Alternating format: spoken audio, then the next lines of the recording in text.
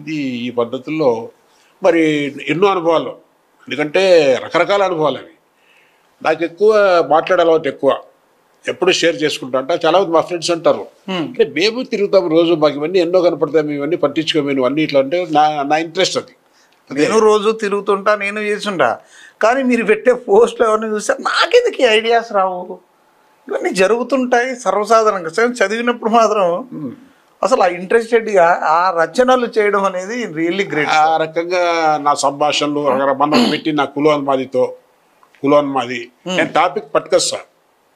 ఎవరో వచ్చారనుకో, ఏవో ఎట్లెట్లా అంట, వాడు మా బంధువే, ఏవో ఎట్లెట్లన్నా. చాలా బరువేలేమో పల్లెల్లో బతికేది, ఏమో ఎవలేవో పంటలు లేవు కదా పాపం, పిల్లలు చదువులు పెళ్ళిళ్ళు బరువనే.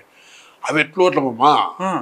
ఈ 2 రూపాయల కేజీ మేము వచ్చినాక చిల్లరనాయల కోవి ఎక్కింది.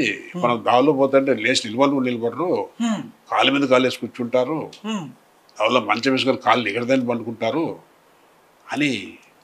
ఎట్లా మా మర్యాదలు మనకి బతికేది అంటే, వానికి పంటలు లేవని కాదు బాధ, మర్యాద లేవని బాధ. ఎందుకు లేరు నాకు అర్థం వల్ల. ఒకప్పుడు లేచినారా పాతకాలంలో, లేకపోతే రేపు కూలికి పిలిచేవారు భయం రా.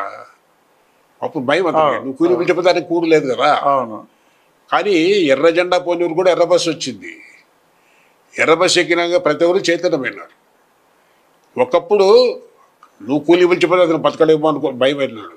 ఇప్పుడు అతను కూలికి రాకపోతే నువ్వు బతకలేమో తెలిసిపోయింది. అవును, ఇప్పుడు ఎడ్యుకేటెడ్, ఇప్పుడు ప్రజెంట్ జనరేషన్ ఎడ్యుకేటెడ్ కదా. ఇవన్నీ ఎందుకు అనవసరంగా మనసు పాడు చేసుకుంటారు?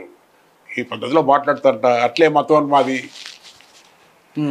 మతోన్మాదులతో మాట్లాడతా అన్ని లైవ్ నా వేస్తే అప్పటికప్పుడు వచ్చే మాటలేవి.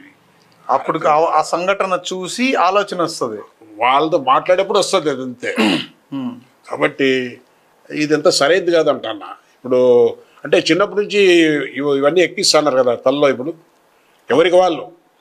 ఇక రాను ఈ కులపిచ్చి మనం ఎప్పుడో నేను చదువుకునేది ఎప్పుడు 25-30 years బ్యాక్ అనుకునేవాడిని. ఒక 20-30 సంవత్సరాల తర్వాత ఈ కులాలు ఇవన్నీ ఉండవు కదా అనుకో. కానీ ఇప్పుడు ఇంకా ఎక్కువైపోయింది సార్. అదంతే, ఎవరు అవసరాలు కొద్దీ వాళ్ళు ఇంకా సంఘాలు వచ్చేసినాయి, వాళ్ళ పరిస్థితులు వాళ్ళ అవసరాలు బట్టి వచ్చాయి. ఎక్కువ ఉంది కులపిచ్చి.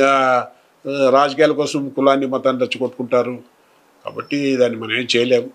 అది ఏం చేస్తాం మనకేం తెలియదు, ముందు ఎట్లుంటుందో తెలియదు.